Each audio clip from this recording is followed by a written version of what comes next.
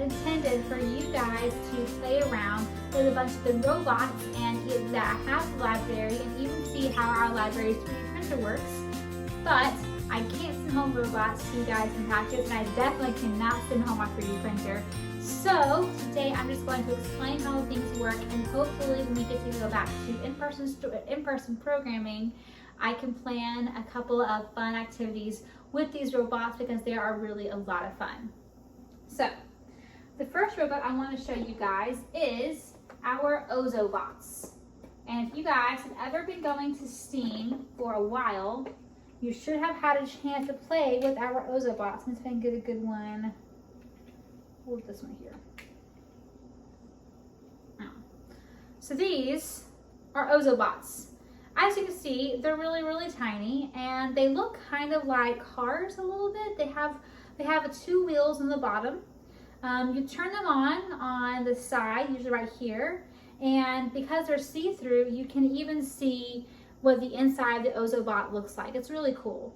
But what are ozobots? Well, ozobots actually helps teach you how to code. Really, whenever I bring up a library, usually they'll be on a long white piece of paper, and you take a black marker and you draw really thick lines. You can draw anything you want. You can draw your name, you can draw a maze, you can just draw straight lines or curlicues, whatever you want, as long as really big, fat, black lines. Whoops. Press the button and there it goes. Yep, see, it's on right there. It's red because it's trying to find my black line, which obviously there's no black line because it's in the air. But on that black line in different places though, and you can have this only once or twice, you can have it every few seconds, you can have it every couple of feet. Really the design is yours to make. You would make three different colored squares, and usually the squares are going to be red, green, and blue, and it can be a different combination of those. It can be blue, green, blue, or red, green, red, red, blue, green, blue, red, green, whatever it is you want it to be, because whenever the ozobot rolls across those colored squares, it reads them and it says, oh hey, this combination of colors means that I have to do this. So like if it's blue, green, blue, I'm making up a combination right now, but like if it's blue, green, blue, then the ozobot will be like, oh, I have to turn around 3 times. So then the ozobot will stop and it will spin around 3 times and keep going. Other times you get a different combination of like red, green, blue, and it'd be like, oh, I have to turn right, so it'll turn right. And so in this way, it's really, really is cool, and I really love making these, especially since you can really, really draw anything you want with them in the world, and these ozobots will follow the line and they'll do it. So they're really, really cool. The other one that I'm going to show you is our 3D doodlers. These, I think, are probably some of the most popular robots that I have. They look like thick pins, yeah? So, well, do I have any sticks? I do have sticks. I need to get some more ink. I need to get some more plastic. But 3D doodlers work a lot like a pen, as well as our 3D printer at the library. Basically, I would turn it on right here. I don't think this one's charged. I'm not going to turn it on right now. And I would feed the plastic. These are plastic sticks. The plastics through this hole in the top right here, kind of like a lead pencil or a hot glue gun. And once the 3D doodler is heated up to however heat that it needs to be, and 3D doodlers are smart enough to where they know to heat, they will adjust their heat to whatever it is you put here in this hole, which is really cool. I mean, the only thing you put in this hole is plastic, so don't start putting a bunch of things in this hole, but they will automatically heat and adjust their heat to whatever goes in this hole, which is really cool. So when the 3D doodler is ready, it will heat up this plastic, and the plastic will come out here, which is called, and through the nozzle, and that's called an extrusion. And you'll press this button, and you can literally draw, once again, anything you want, and you can print things right then and right there, anything you want. It's really cool.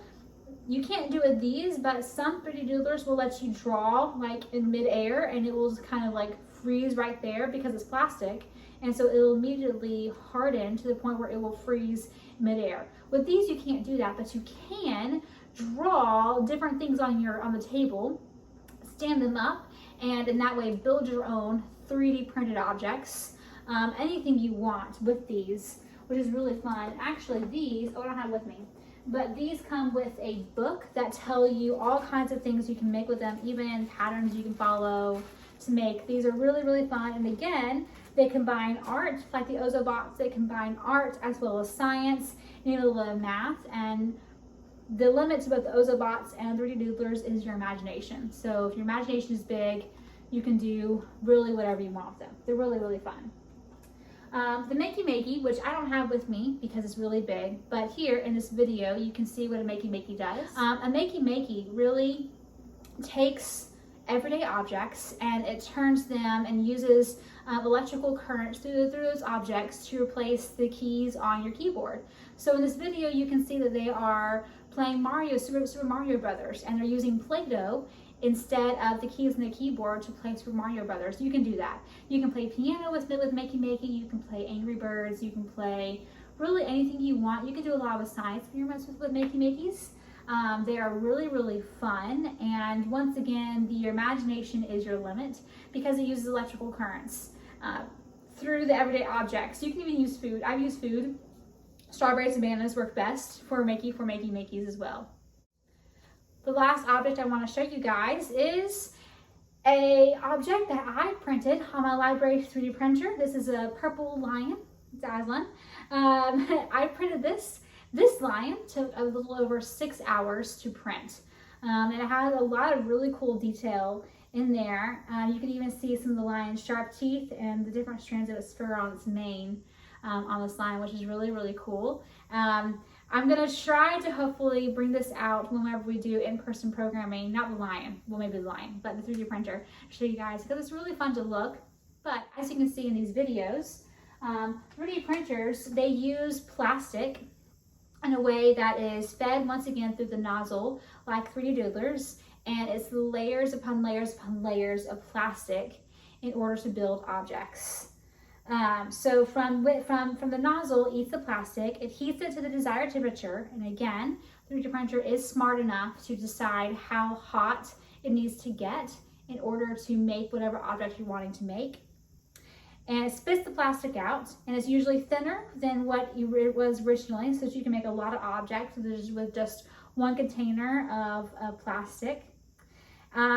The nozzle and the computer, it knows what it's already doing. So really, before you make an object, you either choose an object that you want to print, and it's kind of like a computer where the 3D printer will read the file that you want to print, and it makes a plan for itself. You know how to make a plan for it. It makes a plan for itself, and it does it. It decides what is the best way to print whatever object you want to print. And like printing off a document from a computer, it will print out the object, 3D print it, or 3D print the object.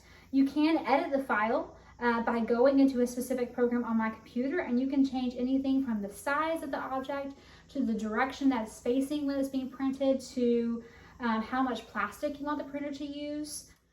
And because of advanced technologies, 3D printers and 3D doodlers and Makey Makeys and all these things are becoming a lot more quite common in our society today. And if you just look it up, scientists are using these to replace casts when you break an arm or elbow. Engineers are using these. Really, you can find 3D printed objects and robots being used in almost every industry that you can think of today. Even in some countries and in some places, they're using actual robots as teachers for a classroom.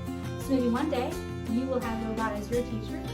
But until then, I hope you guys enjoyed this very quick see of some of the robots that I have here at the library, and hopefully again we do in-person programming and you guys can play with them yourself.